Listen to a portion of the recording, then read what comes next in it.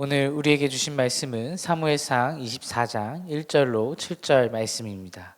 제가 봉독하겠습니다. 거룩하신 하나님의 말씀입니다. 사울이 블레셋 사람을 쫓다가 돌아오매 어떤 사람이 그에게 말하여 이르되 보소서 다윗이 엔게디 광야에 있더이다 하니 사울이 온 이스라엘에서 택한 사람 3천 명을 거느리고 다윗과 그 사람들을 찾으러 들려면서 바위로 갈새 길가 양의 우리에 이른즉 굴이 있는지라. 사울이 뒤를 보러 들어가니라. 다윗과 그의 사람들이 그 굴 깊은 곳에 있더니 다윗의 사람들이 이르되 보소서 여호와께서 당신에게 이르시기를 내가 원수를 내 손에 넘기리니 내 생각에 좋은 대로 그에게 행하라 하시더니 이것이 그날이니이다 하니 다윗이 일어나서 사울의 겉옷자락을 가만히 베니라. 그리한 후에 사울의 옷자락 뱀으로 말미암아 다윗의 마음에 찔러 자기 사람들에게 이르되 내가 손을 들어 여호와의 기름을 부음을 받은 내 주를 치는 것은 여호와께서 금하시는 것이니 그는 여호와의 기름 부음을 받은 자가 됨이니라 하고 다윗이 이 말로 자기 사람들을 금하여 사울을 해하지 못하게 하니라. 사울이 일어나 굴에서 나가 자기 길을 가니라. 아멘.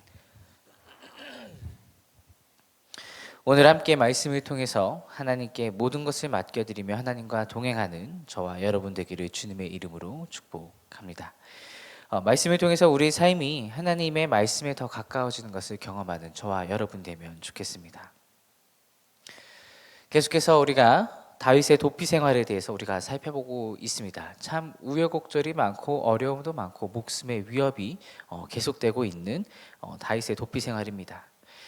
다윗과 사울의 모습이 참 대조적인 것을 우리가 볼 수 있는데 자신의 왕자를 지키기 위해 이리저리 애쓰면서 다윗을 잡으려는 다윗을 죽이려는 사울의 모습과 하나님께 붙들려서 이끌림 받는 다윗의 모습을 우리가 볼 수 있습니다.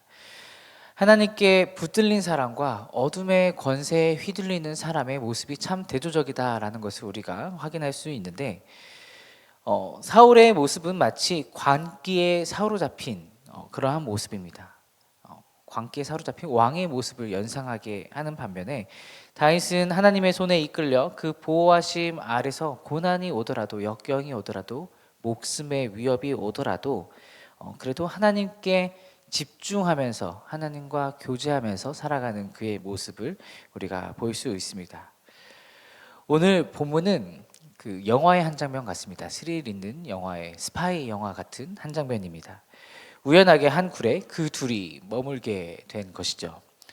다윗이 엔게디 광야에 있다는 소식을 듣고 사울은 3천 명의 군대를 이끌어서 그 광야로 나갑니다. 다윗을 죽이려고 이동한 것이죠. 그러다가 한 굴에서 이제 사울이 뒤를 보았다라고 하는데 이제 용변을 보게 된 것입니다. 그런데 이제 갑자기 어두운 곳에 들어가면 우리가 그 안에 있는 것을 잘 확인할 수 없듯이 사울의 눈에 다윗이 안 보였던 것 같습니다. 눈이 적응하지 못해서 밝히 보지 못하는 것을 우리가 경험했는데 사울도 마찬가지였다라는 것이죠. 사울이 스스로 자신의 대적의 굴에 들어간 것입니다. 이때 다윗의 무리가 이렇게 이야기합니다. 하나님께서 원수를 당신의 손에 넘기겠다고 하셨는데 그날이 바로 오늘입니다. 저 사울을 치기만 하면 이 나라는 당신의 것입니다. 이보다 더 좋은 기회는 없습니다. 이렇게 이야기한 것이죠. 그런데 다윗의 행동은 어떠했습니까? 사울을 베지 않고 가만히 그의 옷자락을 살짝 베어냅니다. 이 옷자락을 베어낸 의미는 사울에게 죽었다라는 것을 상징적으로 표현하기도 하지만 이것은 다윗이 왕권을 승계받는다라는 굉장히 중요한 사건입니다. 사무엘 선지자가 하나님의 예언으로 사무엘상 15장 28절에 이렇게 기록했습니다. 이와 같이 이 나라를 당신에게서 떼어서 당신의 이웃에게 하나님이 주실 것입니다 라고 말한 예언이 바로 이 부분을 통해서 성취된 것이죠.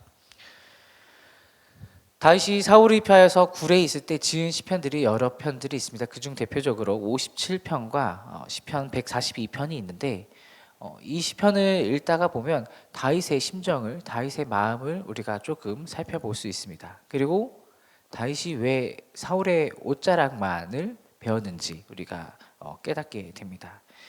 이 시편 속에 나타난 다윗의 모습들을 한번 살펴보면 자신을 겸손히 낮추고 하나님께만 이 위험에서 사울의 위험에서 이 고통에서 벗어나도록 간구하는 모습을 우리가 살펴볼 수 있습니다. 그러면서 하나님께 계속 간구합니다. 하나님의 말씀을 듣기 위해서 계속 간구하고 하나님의 말씀 속에서 하나님의 뜻을 깨닫게 해달라고 하는 그의 고백이 얼마나 구구절절한지, 하나님과 교제하기 위해서, 하나님과 떨어지지 않기 위해서, 하나님과 멀어지지 않기 위해서 그가 얼마나 애를 쓰고 있는지 보여주고 있습니다. 하나님을 따르는 하나님의 붙잡힌 바 된 사람은 하나님과 교제하는 가운데 진정한 하나님의 뜻을 깊이 묵상하면서 따라가는 사람입니다. 그렇기 때문에 자신이 판단하고 자신이 생각하는 대로 그대로 움직이는 것이 아니라 하나님의 판단과 하나님의 생각대로 움직이는 사람이 될 수 있었던 것이죠.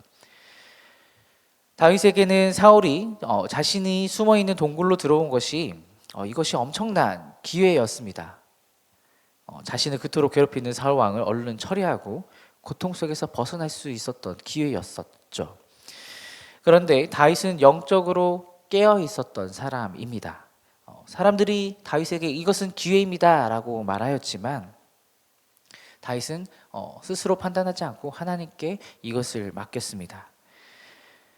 그리고 깨달은 것이죠. 이 사람을 내가 해할 수 있는 사람이 아니구나. 하나님께서 기름 부은 자를 해치기보다 하나님의 판단 그리고 하나님의 시간을 기다려보기로 결정하였습니다. 사랑하는 말씀상 공동체 성도 여러분, 다윗처럼 하나님께 우리의 판단을 맡기는 삶을 살아내시길 소망합니다. 사울의 말로는 결정되어 있었습니다. 이미 정해져 있었습니다.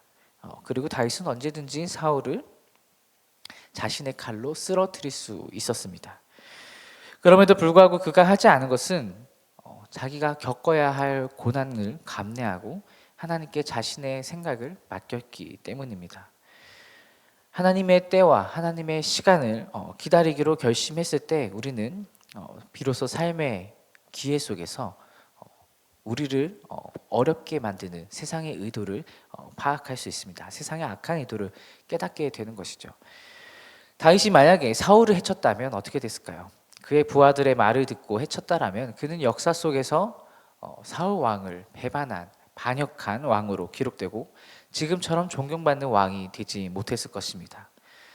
그리고 사울은 천천히요, 다윗은 만만히요라는 그 대세, 백성들의 대세에 이끌려서 그 말에 속아서 그를 해쳤다라면 하나님이 세우시려는 이상적인 하나님의 나라를, 이스라엘을 만들지 못했을 것이고, 하나님이 세우시려는 이상적인 나라의 왕이 되기보다 하나님의 나라를 무너뜨리는 그러한 결과를 가져왔을지도 모릅니다. 사랑하는 말씀상 공동체 우리 성도 여러분, 하나님께 다윗처럼 여러분의 생각을 맡기시길 바랍니다.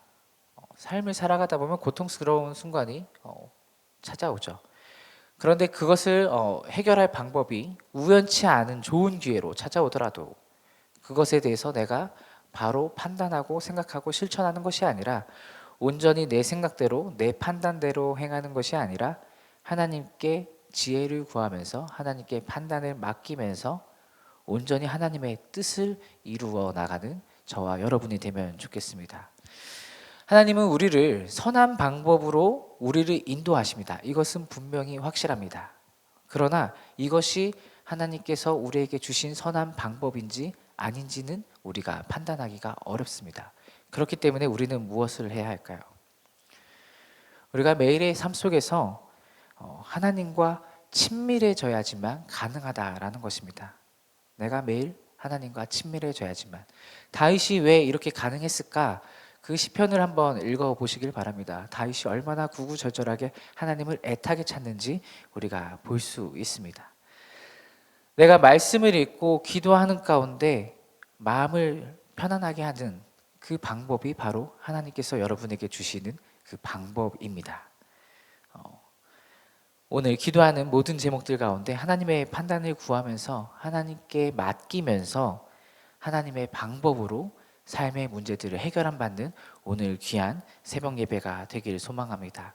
하나님께 온전히 판단을 맡기면서 하나님의 뜻을, 하나님의 나라를 만들어가는 저와 여러분 되길 주님의 이름으로 축복합니다. 기도하겠습니다. 사랑이신 주님, 이 시간 주님 앞에 나아갑니다. 우리의 삶에 문제가 너무나도 많습니다. 그러나 우리가 생각하고 판단하기보다 주님께 우리의 판단을 맡깁니다. 내 눈앞에 보이는 기회를 바로 덥석 잡기보다 다윗처럼 하나님의 판단을 구하며 하나님의 때를 기다리며 하나님의 시간 앞에 엎드리는 저희가 되게 하옵소서. 온전히 하나님의 뜻을 헤아리며 하나님의 선한 방법으로 하나님의 나라를 세워가는 우리 모든 말씀상 공동체가 되게 하여 주옵소서. 우리를 어려운 가운데서 지켜주시고 보호하여 주시고 선한 길로 인도하여 주옵소서. 감사드리며 예수 그리스도의 이름으로 기도드립니다. 아멘. 함께 공동기도 제목을 읽고 기도하도록 하겠습니다. 지금 들은 말씀이 내 삶으로 이어지게 하옵소서. 교회 설립 60주년의 모든 말씀 사역과 소그룹 사역 가운데 하나님께서 힘과 능력으로 함께하여 주옵소서. 꿈새 한가을을 축복하시고 많은 분들이 말씀과 기도로 큰 은혜를 경험하게 하소서. 다발학교를 통해 다음 세대가 주님을 닮아가고 동안클럽을 통해 장년 세대가 기쁨과 평안을 누리게 하옵소서. 재난과 재해 그리고 전쟁 가운데 있는 오늘의 세계 모든 나라에 하나님의 평화가 흐르게 하옵소서. 함께 읽으신 공동기도 제목과 가지고 나오신 개인의 기도 제목들을 놓고 함께 기도하시다가 삶의 자리로 돌아가도록 하겠습니다. 함께 기도하겠습니다. 사랑하신 주님 감사합니다. 오늘 이 시간 하나님의 말씀 앞에 나아갑니다. 하나님 다윗에게 임하셨던 그 마음을 우리에게도 허락하여 주옵소서. 온전히 우리의 생각과 우리의 판단을 하나님께 맡기며 하나님의 시간 앞에 하나님의 때 앞에 엎드리는 우리가 될 수 있도록 도와주옵소서. 온전히 하나님의 뜻을 헤아리며 하나님의 선한 방법으로 하나님의